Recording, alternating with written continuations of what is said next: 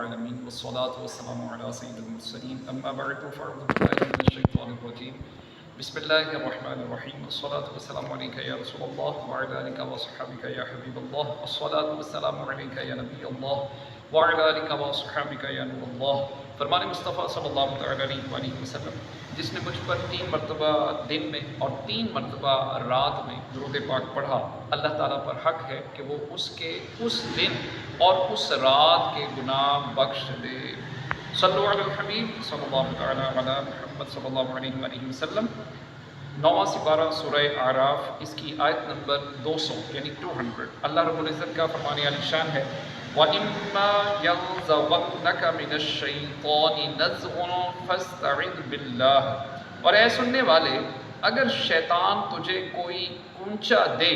تو اللہ کی پناہ مانگ، اِنَّهُ سَمِيعٌ عَلِيمٌ، بے شک وہی سنتا جانتا ہے۔ اس آیت میں خطاب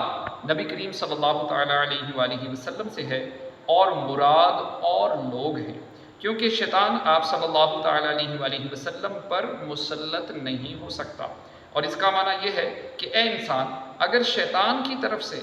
کوئی وسوسہ تجھے اللہ تعالیٰ کی نافرمانی وغیرہ پر ابھارے تو اس کے شر سے اللہ تعالیٰ کی پناہ مانگ اور اپنے آپ سے اس وسوسے کو دور کیے جانے سے متعلق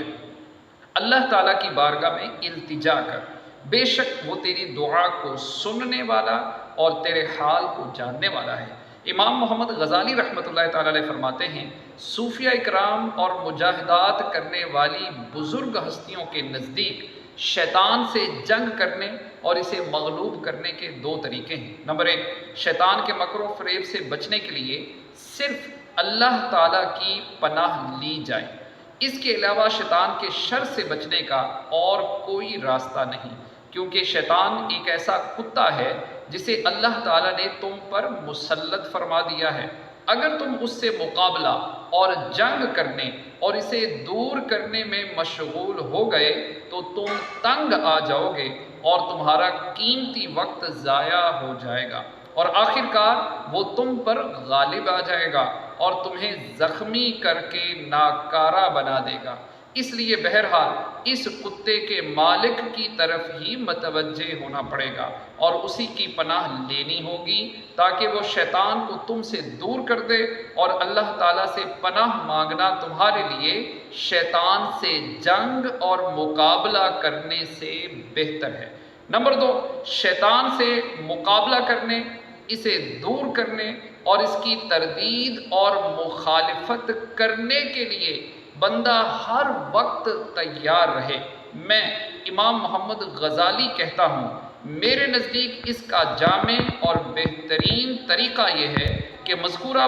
بالا دونوں طریقوں پر عمل کیا جائے۔ لہٰذا سب سے پہلے شیطان مردود کی شرارتوں سے اللہ تعالیٰ کی پناہ لی جائے، جیسا کہ اللہ تعالیٰ نے ہمیں اس کا حکم ارشاد فرمایا ہے، اور اللہ تعالیٰ ہمیں شیطان لعین کے شر سے محفوظ رکھنے کے لیے کافی ہے۔ اس کے بعد بھی اگر تم یہ محسوس کرو کہ اللہ تعالیٰ کی پناہ لینے کے باوجود شیطان تم پر غالب آنے کی کوشش کر رہا ہے اور وہ تمہارا پیچھا نہیں چھوڑ رہا، تو تمہیں سمجھ لینا چاہیے کہ اللہ تعالیٰ تمہارا امتحان لینا چاہتا ہے تاکہ اللہ تعالیٰ عبادت وغیرہ میں تمہاری قوت اور صبر کو ظاہر فرما دے، جیسا کہ کافروں کو ہم پر مسلط فرمایا گیا۔ حالانکہ اللہ تعالیٰ کافروں کے عزائم اور ان کی شر انگیزیوں کو ہمارے جہاد کیے بغیر ملیہ میٹ کر دینے پر قادر ہے، لیکن وہ انہیں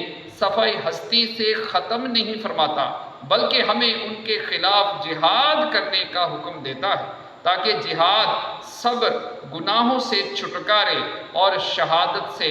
ہمیں بھی حصہ مل جائے اور ہم اس امتحان میں کامیاب اور کامران ہو جائیں۔ اللہ تعالیٰ کی بارگاہ میں دعا ہے کہ جو پڑھا سنا ہمیں عمل کی توفیق عطا فرمائے، آمین بجاہ خاتم النبیین صلی اللہ تعالیٰ علیہ وآلہ وسلم اجمعین۔ صلو علی الحبیب صلی اللہ تعالیٰ علی محمد۔